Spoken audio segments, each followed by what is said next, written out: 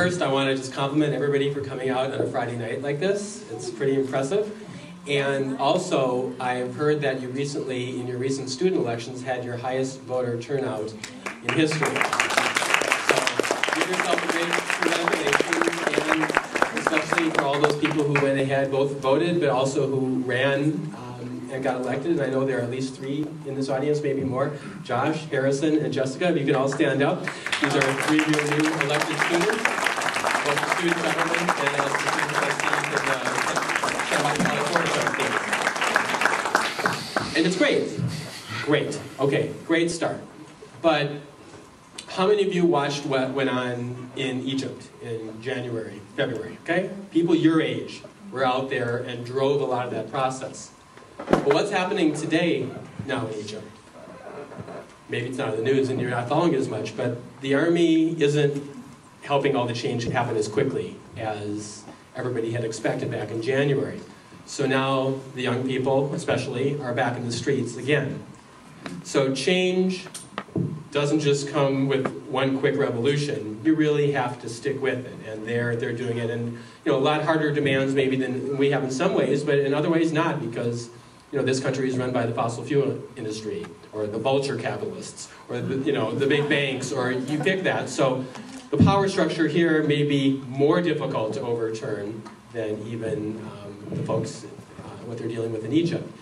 Now, a lot of the injustice, a lot of the environmental damage that happens on the planet, in some ways is a result over the long term of us not really living in balance with our beliefs. Sometimes that's individual choice, a lot of times it's larger power structures that make the wrong choices, and I'm a Green. Our Green Party philosophy is we're embodying an ecological worldview where everything is deeply interconnected, and that means that if you don't have social and political and economic institutions that work for everybody, because we're interconnected, ultimately they won't work for anybody. And even if you're wealthy, it's a climate change planet, hole in ozone. I mean, eventually things back up where these folks who are getting the tornadoes in the Midwest and the floods, eventually it backs up on everybody. So if you take the step, like we're hearing about tonight, social entrepreneurship, where you are embodying your value system in your daily practice, not only are you in tune personally, but also that's the kind of way to make change. And we didn't get in this place right now with our planet as screwed up as it is overnight, and it'll take a while to change it. But because we're so interconnected, every little thing that you do in tune will reverberate in a really synergistic manner. So it's an important place to start with yourself. It really can make big differences. Now, Lois had talked at the beginning about how many of you had a vision when you were younger, and you stayed with that vision for a long time, and a lot of you had your hands up. I want to add that sometimes just kind of keeping the faith internally in a broad, kind of abstract and in a non-hokey spiritual way can lead you to what you're supposed to do, and you don't even know it. I grew up in Minnesota. I was born in Athens, Greece. I was adopted by Americans, brought here when I was a baby, starving from malnutrition. I totally lucked out. Picked out of an orphanage, plucked out, brought back here. Great education. My parents took me to the best school district in Minnesota. A few years later, I was in high school, and I went to high school with the inventor of rollerblades. Scott Olson, great guy, good friend of mine. Played minor league hockey, wasn't good enough to make the pros. Then he went ahead and thought, all right, what am I going to do with this insight? And anybody who grew up in Minnesota, you always thought, wow, it'd be so cool in the winter if they put a hose on the streets and it froze and you could skate everywhere. Well, eventually he thought this through and came up with rollerblades. So I ended up becoming the first sales rep for rollerblades in California. I started rollerblades in California. When I moved out here, I lived in a 1972 VW van with 30 pairs of used skates. Traveled around the state, living at a bed, a sink in the van, and pretty much up and down the coast, sleeping outside. This was before Reagan kicked all the people out of the mental health institutions and started the major homeless thing in the country. So it was a couple of years before that. So it was easier for me to sleep in my van, and actually I did my car before that, my old 72 Cutlass. But you try and find a place at night where you're out of people's view, you're not scaring them, and you got to find a bathroom in the morning. So, you try and park near somewhere. I was near a lot of state parks, a lot of outdoor showers, and lived that way for a while in California. And that's how I started rollerblades. Really going up and down the coast, being a Pied Piper, getting people interested in that. Well, when I was doing that, what did that teach me? That taught me how to sell a trend in California, the place where so many things started. And I was not into politics at the time. I had a lot of, intuitively, I had a lot of these beliefs, but it wasn't something where I connected my beliefs to political action. It wasn't a place that I had evolved to yet. But I learned how to sell a trend.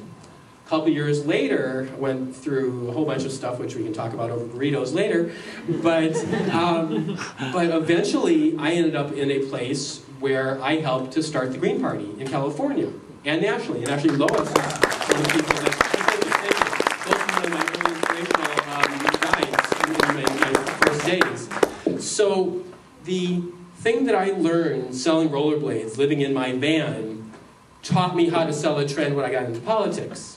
And therefore, I ended up in this great position. After a few years, I got elected to the city council in Santa Monica. I became mayor. I helped recruit Ralph Nader to run as our first presidential candidate. I helped start our national party. I've been involved internationally. Great. It's turned out great. And, I kind of just kept living my beliefs earlier, and it taught me something at an early point in my life that I didn't know was going to lead me somewhere else. But by kind of staying true to that lifestyle, it got me where I needed to be. So, stick with it. Now, the question was about the challenges, and I'm in public policy. So, it's world change, but public policy is one tool to get there. So, in Santa Monica, where I was elected, I was part of a trend that was consistently telling the taxpayers that it's worth us spending more to accomplish social and environmental values, just like in your own business. And, now you're talking about people's tax dollars, and it's not just their choice of where they can go for a burrito, but it's the money that's being taken away from them constitutionally. How do you go ahead and do that sort of thing? And in the end, kind of a full lifestyle, true cost pricing, what are the real costs of social and environmental services and products and habits and practices? What are all of those? And if we're a city and we're saying we have these goals, we want to make a better environment, we want social justice for people, then we can't just say it. We really have to practice what we preach. And that's actually a good way of how we invest our money. So we were the first city, for example, in the United States to go to 100% green energy for all our municipal facilities. The traffic lights in the city, the school district buildings, the city-owned buildings, etc. All of that is running on geothermal energy. Wow. We did that back in 1999, and we were the first ones. It cost a little bit more, but it's better for the climate. We're a coastal city. Rising sea levels will also put us underwater. My neighborhood, I'm in Ocean Park, we can go underwater. There's a practical side to it as well, tourism, all that, but it's the right thing to do, and we made that choice. We buy all our cleaning products, for example, for the city. We spend more for those. Our workers now have fewer sick days. Wow. They feel better at work, and we involve them in the choices of what we are going to buy. And again, it costs more, but we have more productive workers as well. They're happier, they're healthier. It's the right thing to do. Then when you think about, okay, the kind of businesses that gentlemen and gentle ladies like yourselves would be going into, well, our city does socially responsible investing. So we are trying to promote and reward people who would be making the kind of choices that you're considering. And for example, we don't invest in tobacco. We don't invest in nukes. Can I just 30 seconds. We have to phase out the nuclear power plants in California. And in Europe, in Germany, where they have proportional representation for their electoral system, which means if you get 10% of the vote, you get 10% of the seats, instead of the regressive winner-take-all system that we have here, where one party wins and then nobody else gets representation. Because they have proportional representation in Germany, the Green Party is strong. As a result, after this eco-catastrophe in Japan, they're phasing out nuclear power very quickly there, where Obama in our country is shilling for the nuclear industry to the tune of $36 billion in loan credits for the nuclear industry to build new plants because they can't get any loans on the open market because it's uneconomical. And that's because we have a political system that doesn't allow voices. You know, the Green Party doesn't have all the answers, but we're one of the groups that has some of the right questions. Our electoral system kills diversity intentionally, so that you're forced to vote for Democrats and Republicans, and only those Democrats and Republicans that are funded by the vulture capitalists and others. So, you know, we don't invest in nukes, all of that. But also, we invest, for example, in entities that support clean and healthy environmental practices, in companies that support equality regardless of sex, race, age, disability, sexual orientation. We invest in companies that promote community economic development. So, you know, a city like ours, it's millions. We have a AAA bond rating. We're a healthy city. It shows you can do the right thing, and it pays. It inspires other cities to do the same. We have a living wage ordinance for the companies that we contract with. They have to pay at least currently $13.27 an hour, and they have to provide the same benefits for domestic partners and same-sex spouses. It's investing in the people who are doing the right thing. The other thing I'll say, just to close, is that's one way you can do it in terms of having governments embody those values, but there's only so much you can do with regulations that way and standards. There's also this market system that we live in. And one of the things that our party recommends is the idea of a true cost pricing system where all the social, environmental costs of goods and services are embodied in their prices. So now doing the right thing is more profitable, and doing the wrong thing costs more.